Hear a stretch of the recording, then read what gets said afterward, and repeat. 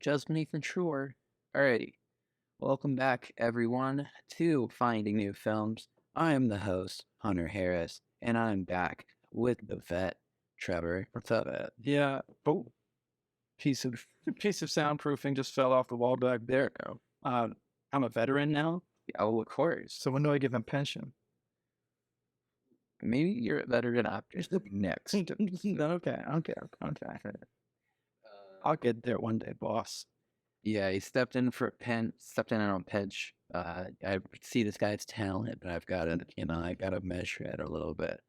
Kind of like the Charlie Chaplin's, that fucking asshole that held him back at the beginning. Yo, Dan Aykroyd. Yeah, even before that, the vaudeville guy. Oh yeah, I liked the end title slide for him. Yeah, he's being penniless. That was the shit. Yeah, fuck that guy. But anyway, yeah, this week, we watched Chaplin, 1992. This was my pick. Yeah. Reasoning behind this pick was I'm a big Marvel fan.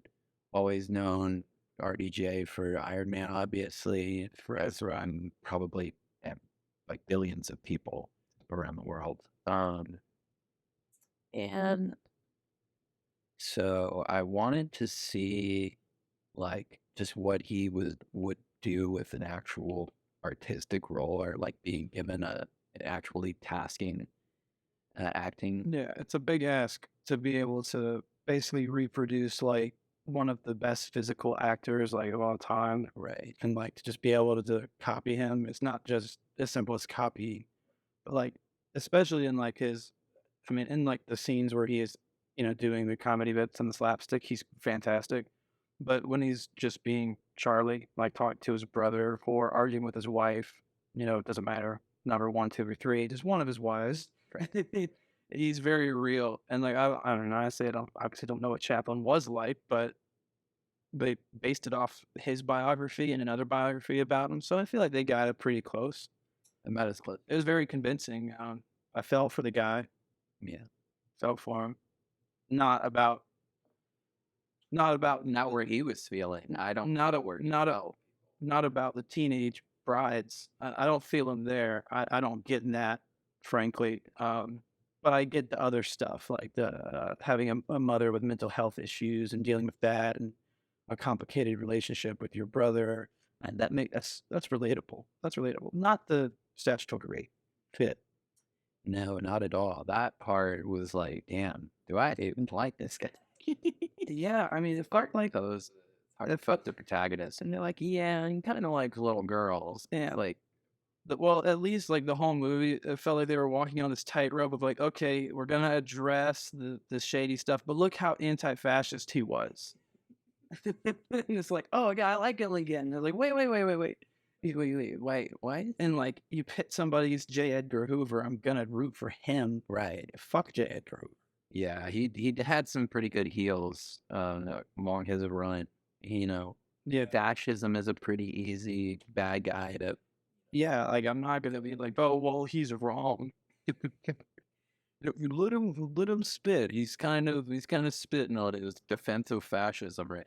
I will say I was surprised for a movie that came out in '92. I guess that's far enough away from Chaplin's actual life to be a little bit more objective about how he was. But I was really surprised that in '92 they were like willing to address it and make it a bad thing about it, rather just like, yeah, that's what he did. Because like there are biopics coming out now that don't address like the seedier parts, like of an artist, like the Elvis one, Austin Butler. Fucking, they didn't address that shit. Oh, it's like a 13-year-old wife cousin. Hey, baby. Meanwhile, Chadwick, at least everyone in his life was talking shit on him for marrying a 16-year-old. So Yeah, I one of my notes, I guess I'll just go ahead and say it, is like he carried the proper amount of shame for someone who did the shameful thing that he did. yeah, like credit where credit is due. Uh, I guess we should talk about the credits. yeah. Hey, I'm getting pretty good at it. Yes, that's what I mean, man. That's a veteran thing right there. Seguation. Man, setting up segues. So runtime on Chaplin. Chaplin came out on December 25th. For some Christians, they like to call that Christmas Day. 1992. Never heard of it. No, I'm not aware, but I've heard Christians talk about it. Runtime is 143 minutes. Didn't feel like it. Oh. So as you mentioned, Charlie Chaplin authored a book about his own life, his autobiography, and then David Robinson had a biography about him that was the inspiration for this film. And this film was written by William Boyd, Brian Forbes, and William Goldman, and the story was done by Diana Hawkins. A lot of authors, a lot of people putting their words into this movie. So normally you could have like a time where it's like, oh, this is gonna be tragic because like five people's texts or like interpretations of the text or of something of a situation is gonna get muddled at a certain point. But it didn't feel like No, it was very cohesive. Having known really nothing about Charlie Chaplin besides like I knew about the Great Dictator movie, and I knew vaguely that he was anti-fascist because of that. And I had heard like there was some controversy about him, but I thought that was just like the the communist stuff, the political stuff he did. I had no idea that he actually was hooking up with 16-year-olds, but sounds about right for Hollywood back then. and then not right for yeah, I was gonna say it. Anytime, really. Yeah. Rich people Sounds about right. rich people fuck children. So the director of the movie is Richard Attenborough. The movie was edited by Ann V. Coates. The music was done by John Barry. The camera was done by Sven Nykvist. And the stars in the movie, I'm gonna give it to RDJ, Geraldine Chaplin, Paul Reese, and Anthony Hopkins. Those are basically the stars of the movie. They make the most impact. Paul Reese plays his brother. Anthony Hopkins was the Well, writer, the fictional writer of the yeah, the editor. yeah. Yeah. Or who actually, yeah, that you said that they're fictional. Yeah, he wasn't a real person, but it was a very good insert. So much.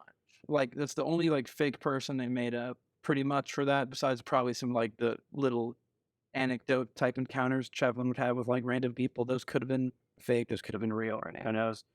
But he was a really good made up character to insert to kind of just like cut back to like not modern times, but like the retrospective, introspective, Yeah. Chaplin. And it tied into how they ended the movie with the Academy. Just really well done. I like that ending a lot. And though I will say, I thought from the beginning when the first time you see like old Chaplin makeup RDJ, and I was like, well, that's a little bit disturbing. That's the only thing I saw the whole time. That was like, oh yeah, this is from the '90s. And then at the very end, Oh yeah, that's probably the most disturbing makeup. I mean, just as jarring that I've ever seen RDJ in, and I've seen Tropic Thunder. yeah. It's So that was it's so creepy. It's like it was unmouthable. makeup.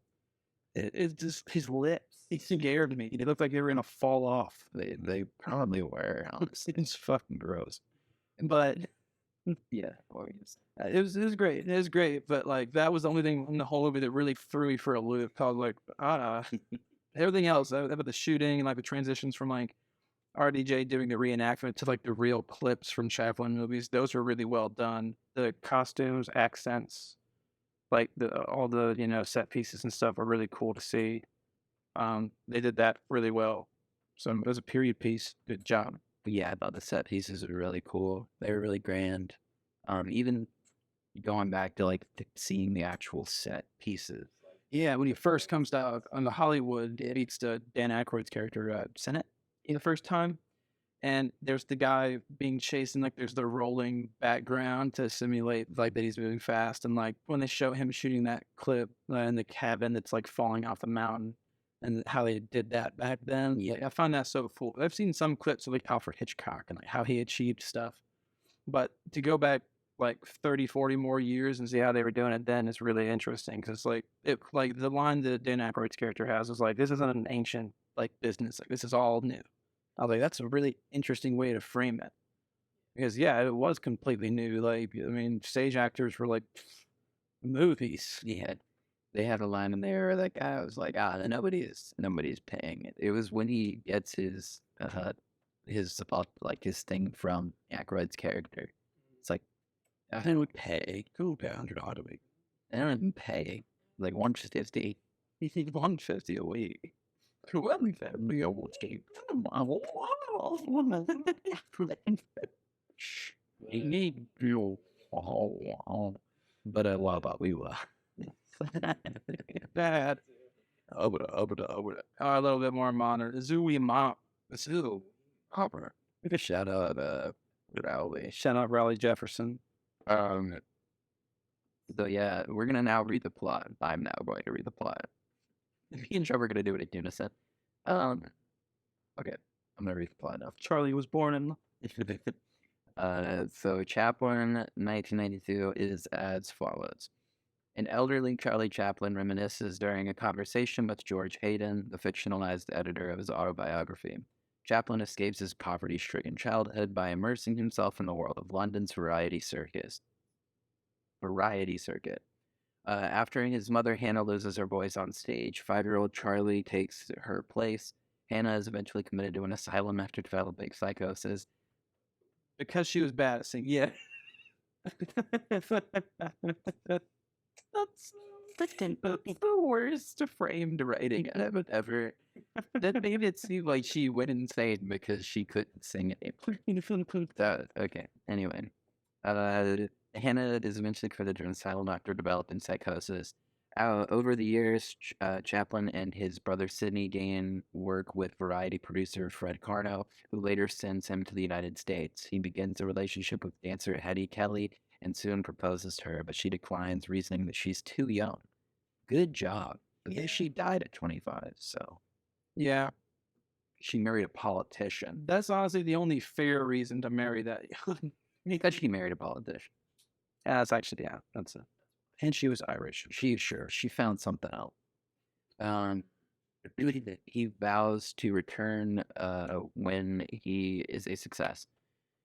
In America, Chaplin is employed by famous comedy producer Max Sennett. He creates the tramp persona, and due to the terrible directorial abilities of Sennett's girlfriend, Mabel Normand, he becomes his own director. After Sidney becomes his manager, Chaplin breaks from Sennett to gain complete control over his films and with the goal of one day owning his own studio. In 1917, he completes work on his politically sensitive The Immigrant and starts a 2-year relationship with actress Edna Purviance.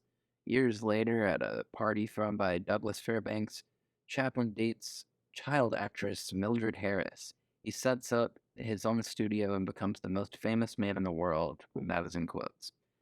Before his 30th birthday, Chaplin tells Fairbanks that he must marry Harris because she is pregnant, but later learns that that is a hoax.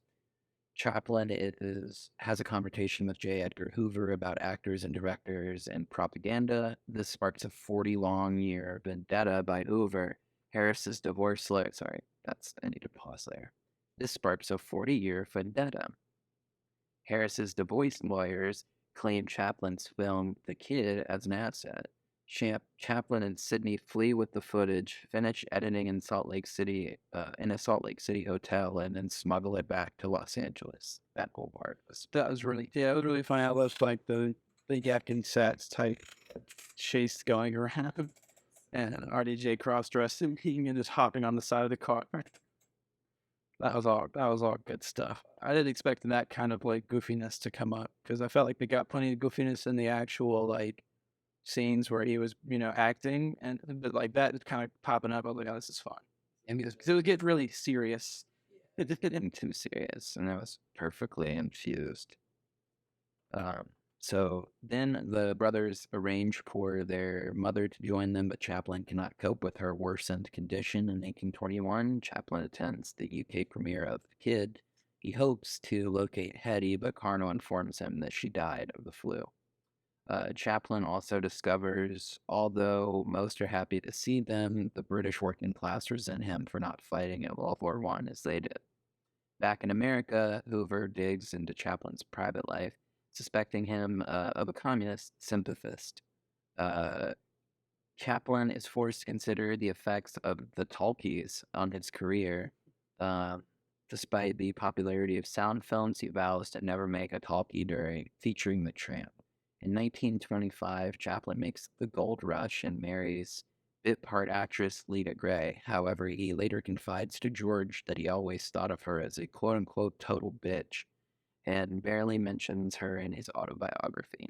Chaplin marries Paulette Goddard and feels a sense of guilt and sympathy for the millions unemployed due to the Wall Street crash, in which Chaplin sold most of his shares the year prior. Chaplin decides to address the issue in his movie Modern Times, but his dedication to the film results in the breakup of his marriage. At an industry party, Chaplin refuses to shake hands with a visiting Nazi. Fairbanks comments that Chaplin resembles Adolf Hitler, providing him with the inspiration for his next film, The Great Dictator. It satirizes Nazis and is a huge world hit, but Hoover tries to portray it as an anti-American propaganda. which was Anti-fascism is anti-American. That's very fun.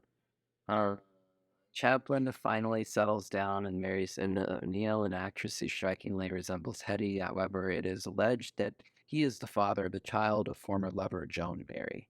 Despite a blood test proving that the child is not his, Chaplin is ordered to provide financial support. With his reputation severely damaged, he stays out of the public eye for over 7 years until producing Limelight during the height of McCarthyism. Chaplin leaves America with Una on a visit to Britain, but a United States Attorney General reverses permit to re-enter the United States. In 1972, Chaplin is invited back to America to receive a special Academy Honorary Award.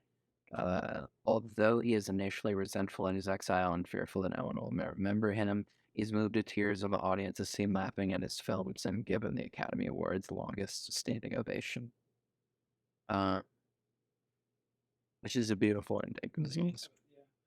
that was probably my favorite part of the movie. Just because it kind of, I mean, besides the horrible, well, not horrible, just not aged well, aging makeup. That was just really good. The dialogue and stuff was great, and his performance was good. His delivery of the lines was really good. Just like him crying as he watches all like the highlights of his career. It was really touching, and you almost forget about all the 16-year-olds. Almost. I didn't. He did a good job of acting as an old person. I don't think that's a very easy thing. No, no, it's not because like he moved like and he like I guess like just the way he talked and his older self, like you could tell how much more introspective he was as a person. How writing this book and going through the editing process of this book like really made him consider his entire life and his career in a deeper way than he had before. But and plus also he's just much older than you see him for most of the movie. So he's just got like that old man experience and like just the way that he retells things when he's talking to I already forgot the guy's name.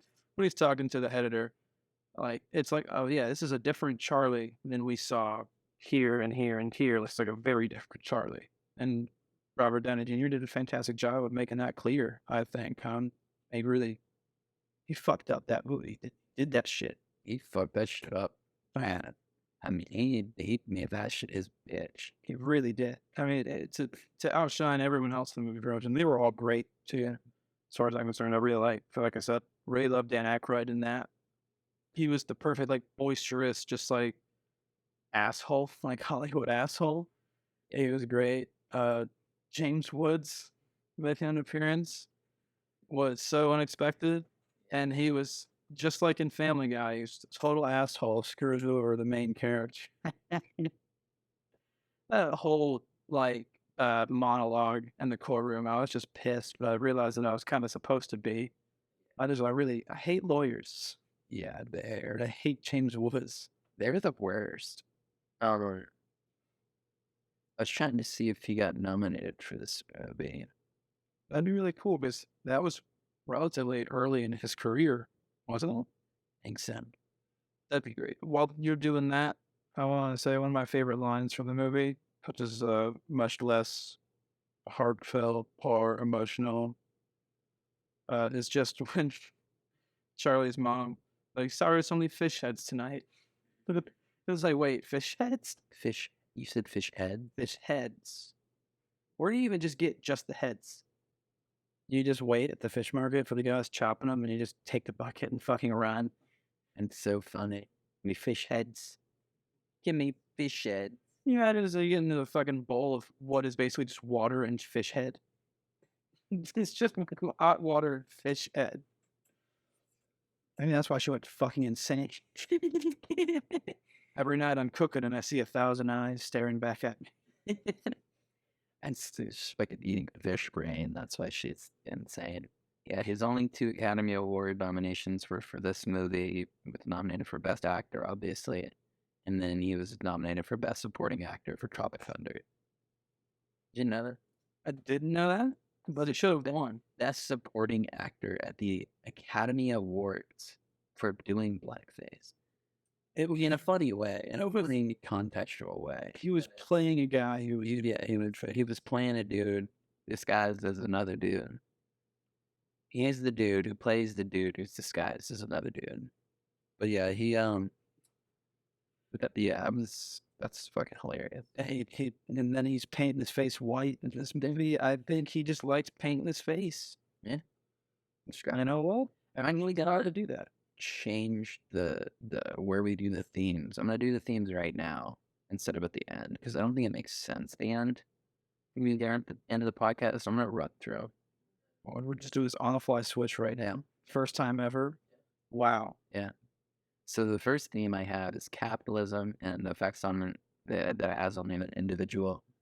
I have change versus tradition, coming of age, circle of life, destruction of beauty, empowerment, evils of racism, facing reality, the fear of failure, identity crisis, quest for discovery, totalitarianism, vulnerability of the meek, and war, its glory, necessity, pain, and tragedy. Yeah, and the last one, not so much. Maybe not the tragedy and pain part, but the glory, necessity. It's and also arguing the necessity of and the glory of war, not just entirely. And anti-fascism is also a big. It's a good bit of the theme. For me, I don't know. I kind of you kind of touched on everything that I was thinking, really. Especially like the fear of failure, and just the idea that you always think less of yourself than people around you do. Like that fear he had of going back to Hollywood and them not knowing him and like not remembering him at all and stuff. That's just insane. Like from an outside perspective, I mean, I'd never watched one of his movies or anything. They're quite old, but I was just like kind of knew who Charlie Chaplin was, and it's like 100 years later. So the idea that back in like the 60s, 70s, he thought that people would have already forgotten about him is insane to me. And it just shows you the way he thought of himself and the way he thought of his work. He was like, well, if I'm not constantly doing it, if it's not perfect, like that's why he toiled over his movies. That's why, it was always the most important thing to him. It's why he was so defensive of the silent movies versus talkies. It's because that's what he became good at. He didn't believe he could be good at a talkie, even though, like, why not? He did stage performances. That was alive. Like, that's like the hardest thing you could do. So to transition to movies, like, and then to talkies shouldn't have been that hard. But it's just he got into his own head and he struggled with, like, himself, basically. Like, I'm not deserving of all this fame and fortune and all this stuff. And so, like, he had a lot of shame about the sex stuff, but also a lot of shame about, like, how he left his mother, and just how he fucked. I lost the phrase, but he was very shameful of, and self-conscious, I guess, of his work. And I thought that was a big theme. It was like basically learning to love what you do and be like, oh, I'm good at this. I did good and I should be recognized. Not just like, no one's going to fucking know who I am and like I'm a failure and this was all for nothing. It's like, You were like literally just go anywhere. People were like, "Oh, Charlie, Charlie, Charlie, sign this, sign this." Like, I get a picture of Charlie, and he's like, "Well, it's been 10 years, so everyone, I'm dead to them." Right. Like, do you really think that low of yourself, man? You're living in a fucking mansion in Switzerland. You don't get that kind of money without a lot of people knowing who you are and remembering who you are. Like, oh, hey, living in a Swiss mountain range. Like, I don't. With your hot 30 years younger than you wife. Pretty much talk about when they got it good, when they got it good. So, like, as much self awareness as he has, it seems like, because he has empathy for the poor throughout the movie and stuff like that, and he tries to be like there. It's kind of posed that he like wants to be their like model or their hero or something like that, their folk hero, but they're his actions a lot of times just completely contradict it of him and just like, well, yeah, I see, all these people they're going through a lot, so I'm gonna make another movie. It's like it's a very Hollywood way of thinking. Like, I need to make a movie about this. Yeah. Like, I need Something bad is happening in the world, and so I need to bring light to this by making a film I'm about gonna get 30 of my actor friends to make a film where we all sing this cool new song. it. Let it be. We would know. What did they think? It was Imagine with John. Yeah, that was horrid. I am still in awe that that ever happened. Honestly, I think less of every actor that did that. I had tried to forget every actor that was in the. I remember. Every single one. No, I just remember the ones who I actually liked, and then I saw they did that stupid shit, and I was like, I don't like you as much now. Yeah, that was really. I like to have a contradictory was the bit where he had just worked out and he was with his third wife Goddard and Paulette. Yeah, he was at wanting out of his like premiere with her or something, and there's all these people in like the food line like trying to just get like their rations, and a few of them run up to him and ask for autographs. He's like, I wish they had asked me for my money. It's like, I wish you would have offered some. I mean, it was like 1930s, so you definitely had cash on you, bud. Yeah, I I wish you would have offered your money. that to me. They could have just left that scene out. Yeah. And I would have thought better of them for it. But they made me like, wait a second. Wait, so you're choosing? You have no money on you right now? Yeah. Because like $1 to each of these people would be a huge difference considering it's 1930. And you're a millionaire in fucking 1930. That's a shit of money, dude. You could probably end the depression. Oh God. Yeah, that killed me. It's like, yeah, 4 people are doing really bad. Aren't I doing any help? But it really sucks that they're going through that. Oh, thanks for the solidarity. I'm gonna eat that tonight. Because I think people are also poor. Like, they would love to go to the movies.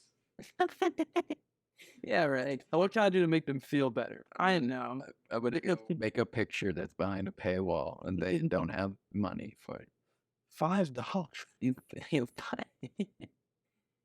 not in the day though. It's probably like 5 cents. It probably would have been like 5 cents. Actually, I'm pretty sure at some point there was a poster that was like 5 cents for a ticket. I don't know at what point in his career that was. Me personally, I'd be charging. I'd pay $0.25 to go see Charlie Chaplin. I'd pay 50. Whoa, I'm not fucking around. That was my tuition payment. The Vine reference for you. So we have to go to break now. So we will be right back. Don't go anywhere. Yeah. Yeah, I mean about it. And we're gonna get up and go. We're gonna go to the bathroom. We're gonna have a snack. Just hang out for a minute. You sit right there. We're gonna go to a baseball game, and you're just gonna be sat there when we get back because you have nothing else. Kind of sad. Should probably find some friends. Damn. I think with the number of listeners we have, I don't think we should start disparaging them quite yet. Yeah, fuck you guys. No.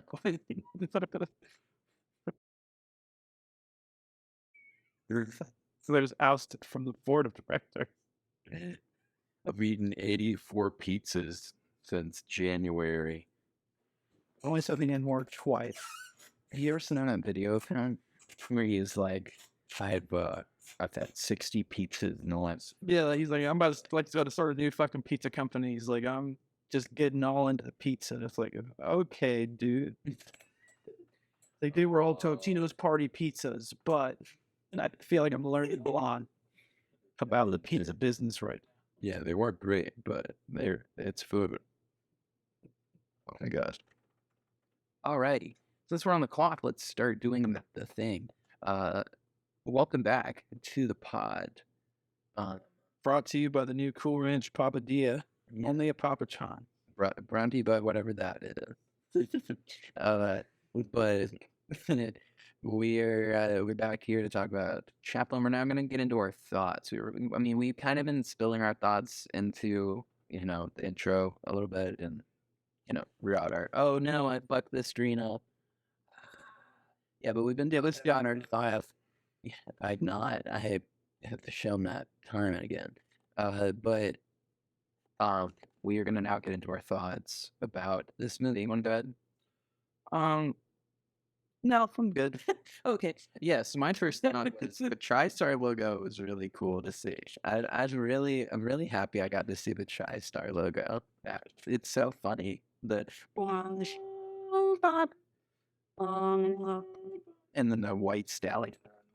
That was that was a pretty sweet. They're out of business now, and I hate it because I love that logo. Yeah, that was pretty sweet. But yeah, It's as iconic as the fucking like the Paramount Mountains, like the Columbia Pictures fucking and the lion from Metro Goldwyn. Yeah, 20th Century Jags. Or like the Pixar one where the little fucking lamp comes in and stomps on the eye. It's like, yeah, seems good production. it's like I'm about to watch a movie.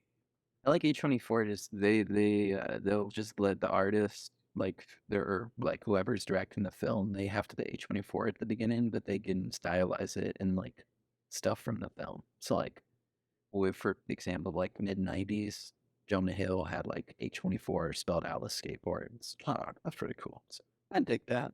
Yeah, little personal touch on every movie. But anyway, awesome title card too. Chaplin title cards. I like that. I didn't like the close up on Robert Downey Jr.'s lips. Didn't care for that. Or him just rubbing white cream into all of the pores on his face. The way he seems so like not into it. Yeah, that was the biggest thing. Like his, he's like Richard. Do we really need to do that? I don't get paid enough to do this shit. Hey Richard, are you sure this is important to the movie? Something I did want to touch on is like because we're so far removed from this period of time and like what entertainment was.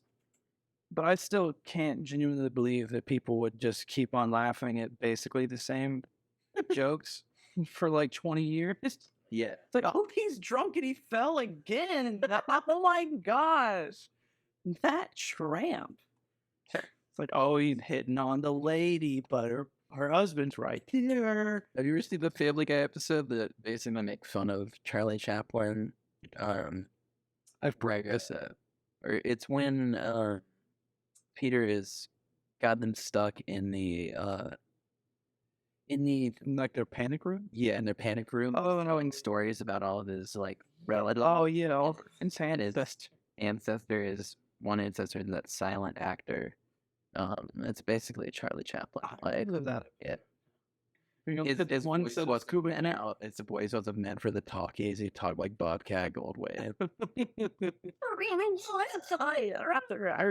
He wasn't gonna make it. Okay, that's actually that kind of stuck in my brain. I wasn't thinking about that episode at all while watching this movie. But I had like some weird idea that like the reason Charlie never did talkies wasn't because like he didn't want to or he was against it. It was just because his voice was weird. I thought that was why. But I think that's just because of that Family Guy joke. Probably. I had no basis in reality. That's something I just thought about. It was kind of ironic that he was like, I'm gonna try this new movie stuff, and then it's like talking. What the fuck are you talking about? Talking.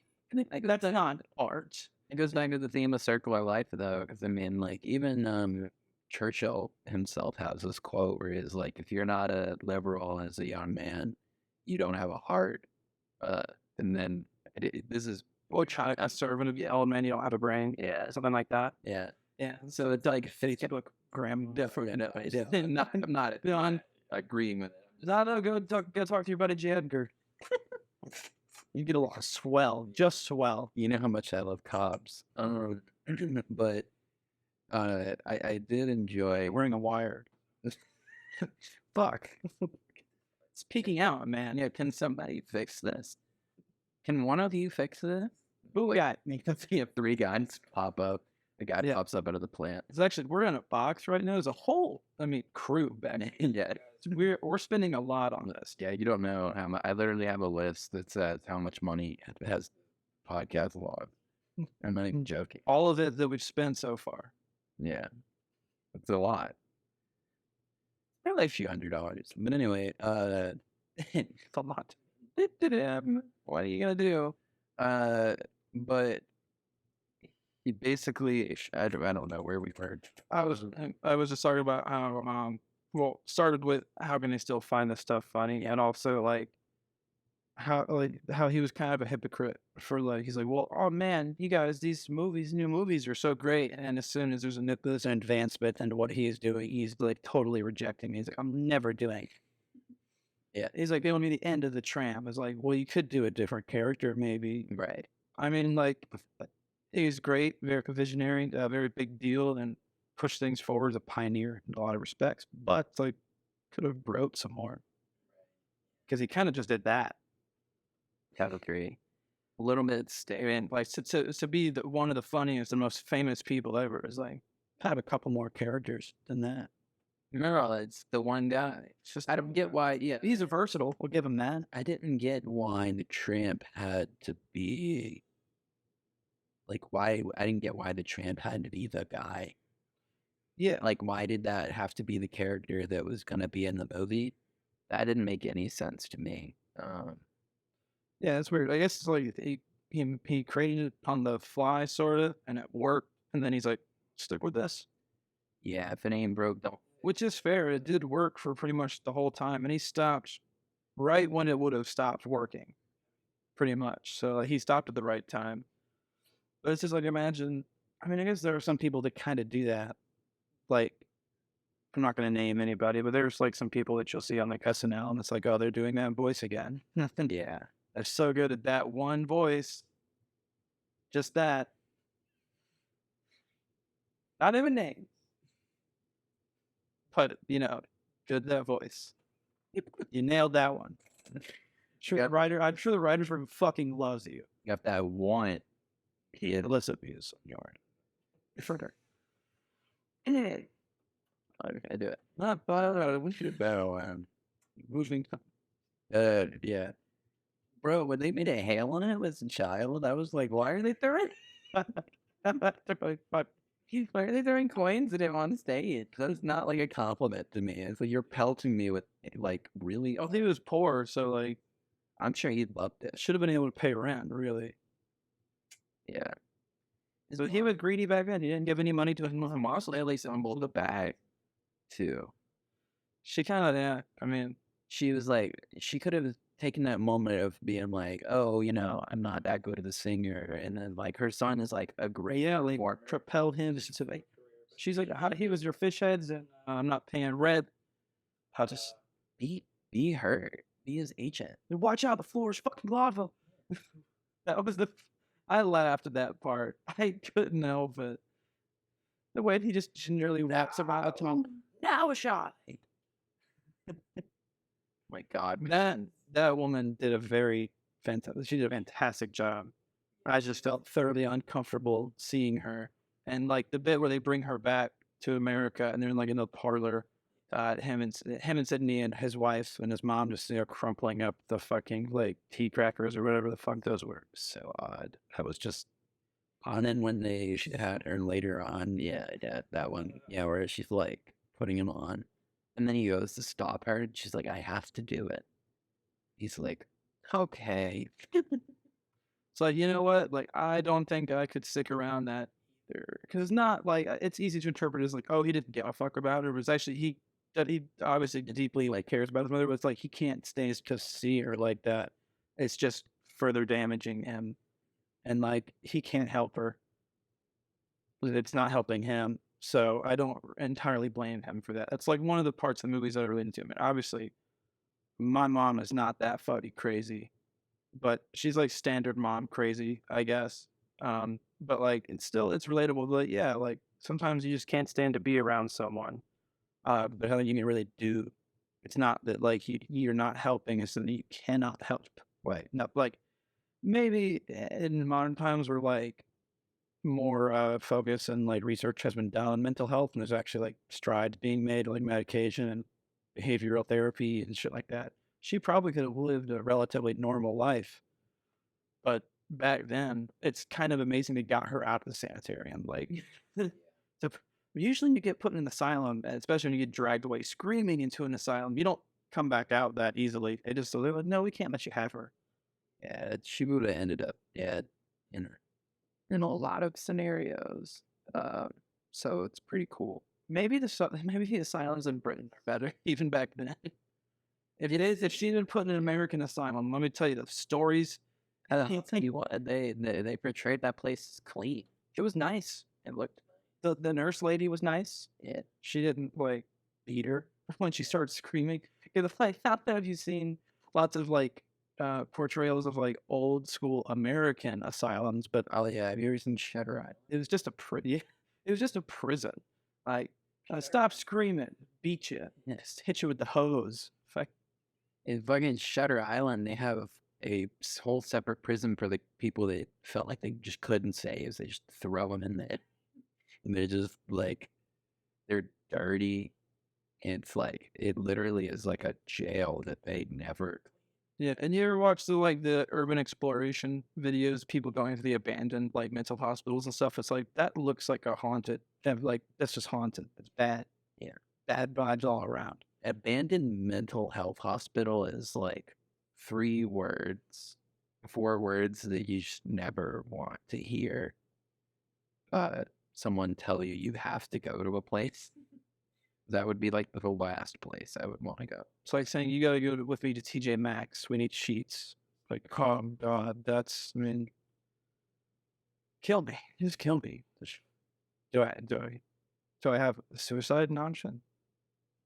I'm not doing that fucking shit. I'll explore a lot of stuff. I'm not scared of trespassing, but something about like I feel like if ghosts are real and they exist anywhere, it's in the abandoned mental facility. Yeah, Those people have every right to haunt. no doubt. They are gonna get their get back, and that is for sure. And they should. They done. And they deserve it. Fucking Charlie Chaplin's mom is out there crumpling up crackers, and people were saying, "Why are these crumbs on my bed?"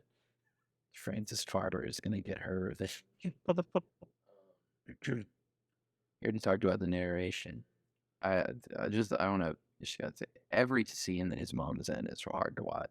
But yeah, that's a tribute to her and her performance. But man, those were just rough. Yeah. Like the look in her eye from the get go is just like a tortured soul. And they barely allude to his father, which is like reflective of how Chaplin feels about his father. Like, yeah, he's a fucking drunk. He died. Who cares? And that's the last time they mention him. Like, all right. I honestly, with that one line where you said you was a drunk, he was on stage and he died. What else do I need to tell you? Yep. And I thought that was gonna be how he died. Normally, stuff like that is used as like anecdote. Being of the biographical movie, I was kind of surprised they didn't like show the very end of his life. But after thinking about it, it's like, well, that's the best way they could have ended it. Because they just show him dying at hospital, but it's like, put even more layers of old man makeup on Robert Downey Jr.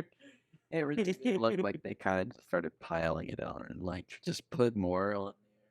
They didn't say it wasn't applied with a brush. It was one of those rollers.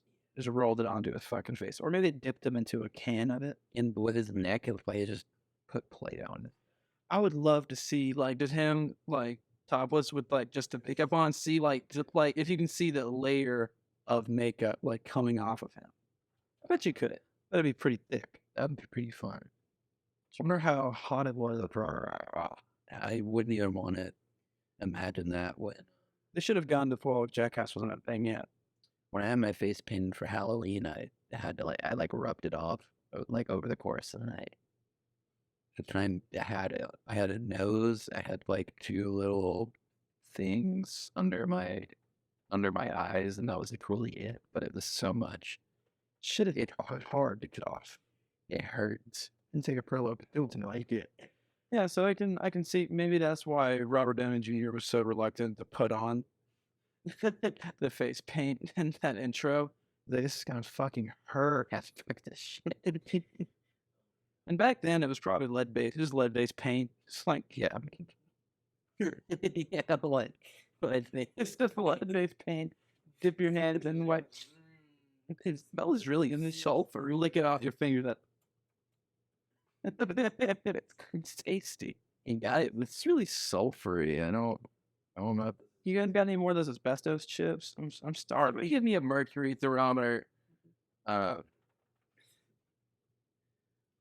So, Man, yeah, I don't know what else really to say about the movie besides I like the old shots when they were traveling in that one scene. And they switch over to like the old aspect ratio, and then it looked like it was like an old traveling footage.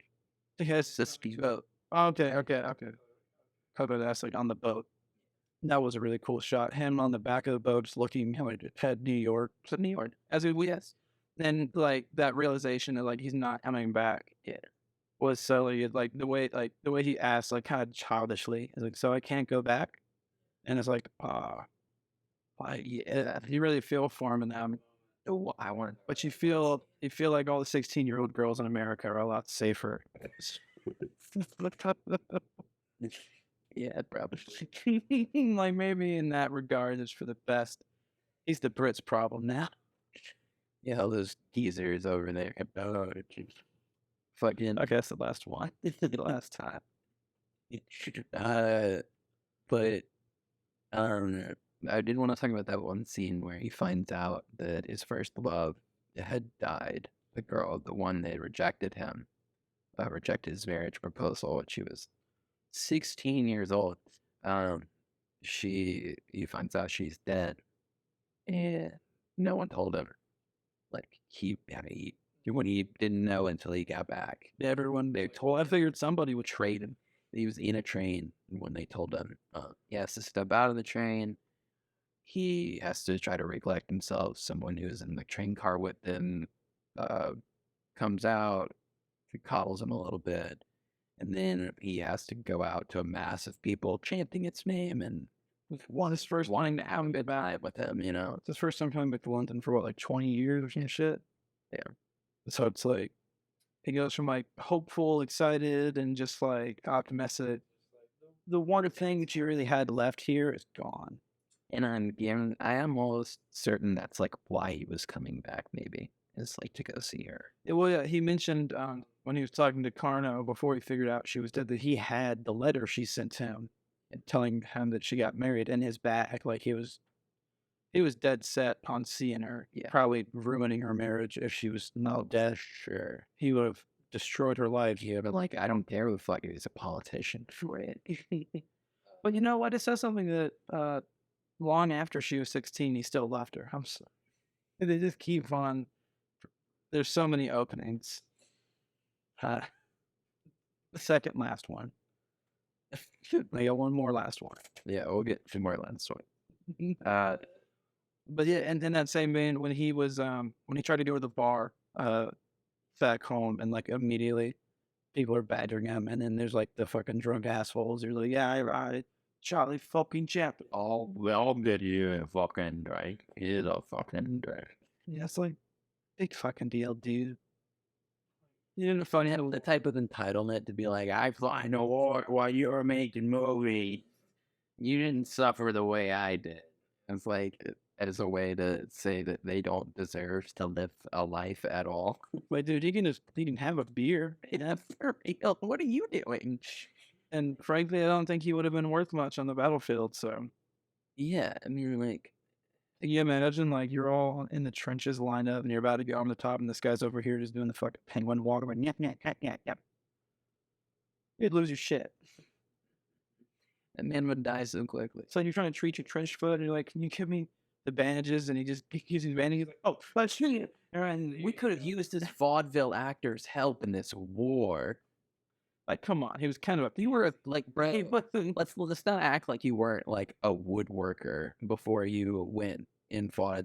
Let's not act like you weren't. would the one extra guy have made a difference charging into a hail of machine gun fire? I don't think so. I don't think the guy that plays the drunkard, as a character in vaudeville needs to be the one, like, holding a gun in his hand. And maybe a guy who's like worked on a farm all his life, or a guy who's like, using tools and what. And there's actually a little bit of irony there because Charlie's making his movies like the slightly political bent to them, where he's like making fun of the officials, the government, and like rich people and royalty, like all that stuff. And he's like, I'm appealing to the common people, and the common people are like, we fucking hate you, and we see you as the same thing. Yeah, no, I mean, Because he still always kind of saw himself as like that little kid in London who was eating fish heads. I'd rather you're eating the entire fish and like 3 more now, and you're doing it from the comfort of a bed. Number one, it'll- yeah. I mean, I don't understand where the Self-righteous. No, like I don't understand how he doesn't have like the self-realization that they would not like him, Yeah, like or they would. you And gone, they don't like him. It's that they don't they don't relate to him at all. yeah, because he left when he was, I mean, basically a kid still, and then he's gone for like a lifetime, and then he comes back. He's like, "Is everyone gonna suck my dick?" And a few people are like, "No." But at the same time, they were a little bit overly dickish. Yeah. But it just goes to show that he had a weird view of himself at like and how he was perceived. Like at the height of his fame, he was like, "Yeah, everyone's gonna like me," and then years later, he's like, "I'm nobody, Nobody will like. nobody at all." Nobody will like me because those 4 guys threw beer at me at one point. Uh, the fact that I actually put Charlie on the cutting room floor was really funny. I thought that was a really funny touch. I liked that whole bit of how they edited Finch. They literally just cut and paste it together. Like that was how they ended. And you had to actually take it and just look at the fucking little tiny teeny picture on there and be like, "Ah, yeah, that's the one." Honestly, in a way, It sounds easier at editing that. that's what I was gonna say. I edit a podcast every week. This one, and it's not that easy. Like, it's fairly easy. I don't want to. I'm not trying to build myself up to my. It's not that hard, but it would be a lot easier a lot of times if I had like 3 frames that I could look at. I could look at 3 or 4 frames and be like, oh, it's this exact frame. But I kind of just have to click around and guess. But that's just because I use iMovie. But fuck you, I'm not paid. As podcast has launched enough money, I'm not gonna buy After Effects for it. I'm not doing that. But yeah, I really enjoyed the cutting floor scene. It was fun. That might have been like, I don't want to say my favorite sequence. Made me, I did like my favorite. but I was always like, I was always very like, I was paying a lot of attention to whenever Dan Aykroyd was on screen. Yeah. Because not only did he take up a lot of space on a screen, literally, but also in a metaphorical sense, he took up a lot of space on the screen and in my mind. So that was a great performance. He was really good. His character, while only being a short bit of it, was nice. And I also liked his ending title card. It was like, he was a nobody, basically. They gave him a special Oscar, or that was it. Like, yeah, I take your participation trophy. You helped. You got the shit off the ground. Good job, buddy. He watched so Charlie could Yeah, he quite literally. point pretty much. Yeah. That's fair to say. He got his name in that Chaplin movie, so people will always know it. Yeah, my absolute favorite ending title card was for the Carno, the guy who initially hired Chaplin to be in his variety act. It's just like he like bankrupt like in 1926, which would have been like very shortly after he saw Charlie again, Yeah, and then he died penniless. And I was like, yeah, we got him. because he was kind of a dick. He was pretty much just a complete asshole. I don't like anybody who has a cigar stuck in the crook of their fucking mouth.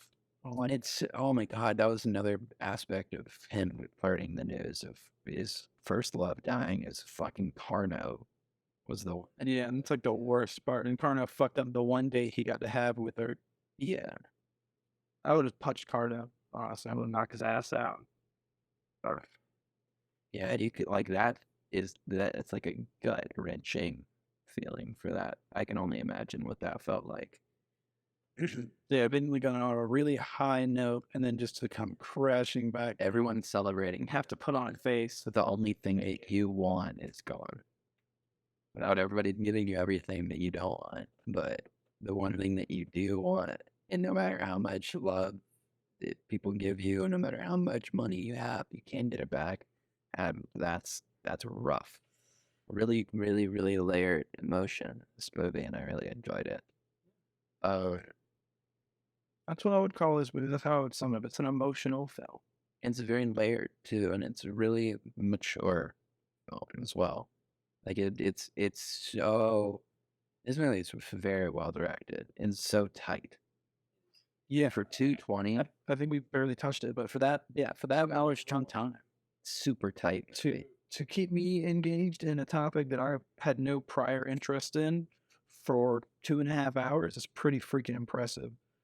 Because I mean, last time we talked about Casino Royale, I was tuning out like the entire time. I think it's some what you would think an action film. Casino Royale is longer. Was it? Yeah, And it was more fucking boring. yeah. But it was only 10 minutes longer. Oh. But it felt It felt like 35 minutes longer. it felt like it was twice as long as it needed to be to tell the story. Yeah. It was just a lot of unnecessary stuff. But this one was nice, so refreshing. It is. We're back on track. We're only watching good music. Yeah.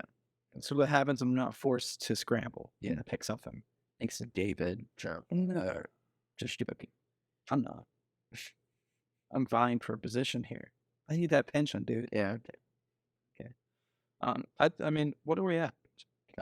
We're almost at the second break here. We should have 50 seconds. Okay, so we'll be back. I'm ready to rate this one. Okay. I just want to get. I have like I'm gonna get a few thoughts out there. Fuck German and American fascism. Fuck the FBI.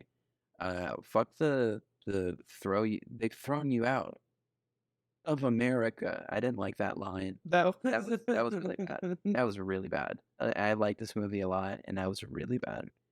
Like, yeah, the whole three get shot together. I liked seeing the Hollywood land sign and then seeing it later as Hollywood to show you at the time it was. I'd forgotten that it was Hollywood land at some point. And so, yeah. I really enjoyed the pregnancy scare and playing on like the culture of early like 1900s people of being like, what the fuck? The early like 1900s culture of being like, well, if I don't, marry her, she's gonna have a bastard child, and that child's gonna have that, and it's gonna carry on through its life, and yeah, it's like a big deal. Yeah, it's a super huge deal, but now it's such a commonplace. It's kind of sad. I'm a bastard. Nice. Yeah, and regardless. Yeah. Oh, Yeah, my parents weren't married. It's weird that it's a commonplace thing, but I don't know. I don't know that it's weird because It's not like a traditional or religious belief that I have, but I do think that ideally a couple would be committed to each other for like a long-term thing before they have a kid. yeah, like birthing a life. So you don't actually have to be married, but you just have to both be like, hey, if we're going to have this kid, we're going to have to be involved with each other for the rest of our lives, whether we like it or not. So we have to decide now if I think it's going to work. Do I like you enough to spend the next 18 years of my life around you? But to just finish our thought though about kids and the lot, not preparing for them and whatnot. I don't know though. I just don't. It's not a great thing. But at the same time, I wanted to make the counterpoint of: do you really want to force a culture where two people who fucking hate each other are married, living in the same house, and does that not cause the like cyclical abuse Yeah, that a lot of people it's worse for kids in than that? that years. They just split. Yeah, Or anyone could ever have a kid at all. right. It's possible. They had condoms then. Have you ever heard of condoms? Yeah, no, but it's Cool. a very, very cool thing. I just want to double I use them. doctor. Who knows? I don't know where to find them, but I hear they're cool, and they do. I do hear that they work. I really like the touch with his wife, like just going to brunette because he said that she would look better that way. Yeah. Yeah, we think that was very Yeah. Thought she was better with a blonde, but I don't do one line. the line. If you want to understand me, watch my. This movie has so many boobs in it. There's so much tits in this movie. This movie failed the Bechdel test with flying colors. Yeah, it crashed and burned. On that note, And the colors are pink nipple color. Like, because god damn, there's like, I want to say there's at least 10 pairs of tits in this film that are shown. and they're all great. I was going to keep my comment for myself, but No, because all boobs are great. okay. Oh, you do that. Yeah, it's just a nice. It's a compliment. It has 10 children. What the fuck? Yeah, that was wild. Then we know though. But And one that wasn't his, but officially was on paper. yeah, and Dottie did try to fuck him. Anyway, so so now we're gonna get into the next break. And we're gonna come back and we're gonna rate Chaplin, and we're gonna set up next week's episode, and that'll be it. So, yeah. Okay. Who want to eat? Who's got chicken fries at home? I was skeptical about the Tyson Anytizers chicken fries, but they're pretty legit. I was about to ask what chicken fries is were. They're pretty fucking good, dude. Especially in an air fryer. Do about 7 minutes to 400 degrees. They're tight. Oh shit! I've been recording this video. Well, you guys should get those Anytizers. That's how you know it's not a plug. It's not. It's not a paid promotion. I actually fucking love those chicken fries. Don't forget about papadilla. Yeah, you can't forget about the papadilla. And don't forget about those poor teenage girls. Oh god. No, they're pretty rich, actually. Thanks to Charlie. After the floss. Notice how I had each of their title cards. It said their career ended shortly after they left Charlie. Not saying he blacklisted them, But no, they probably just didn't have real talent. we would never insinuate something like that. It's so unlike pedophiles to prey on vulnerable women. They go for the strongest of the pack. Yeah, they go for really strong-willed people. With strong support systems around. Yeah. Never any girls with like, daddy issues or no families. Wow. Okay, so I'm gonna rate his movie now. I'm gonna give him an 8.3. Thought. Now That's a very specific. yeah, we're gonna get into tense now because it's getting Well, there's a lot of nuance now, guys. Or watch. well, we got 3 that have 17. So I want to have like 5 movies tied at number 6. You know what I mean? That's Fair. Get it more. okay. Well, then I'll do that. I'm giving this a 9.2. I'll go up. I was gonna give it a 9, but I'll round up. So no, Daily Dupla in a 9.2. I like it. I don't like it a full 9.5, but 9.2 feels right to me. Because I was like, I could give it a 9.5. That feels like I'm doing a little bit too much justice. But Yeah, actually, 9.2, your 9.2 slots it right above Wayne at 17.5. take that, Frenchies. Uh, yeah, that's fun. So we have a .05 margin on the fourth and fifth place. Yeah, I mean, I think some of my rating is based partially on the expectations that I had, which were fairly low or non-existent going in. So that's definitely a part of it. But also, it was just a very heartfelt, emotional story, and it was all real.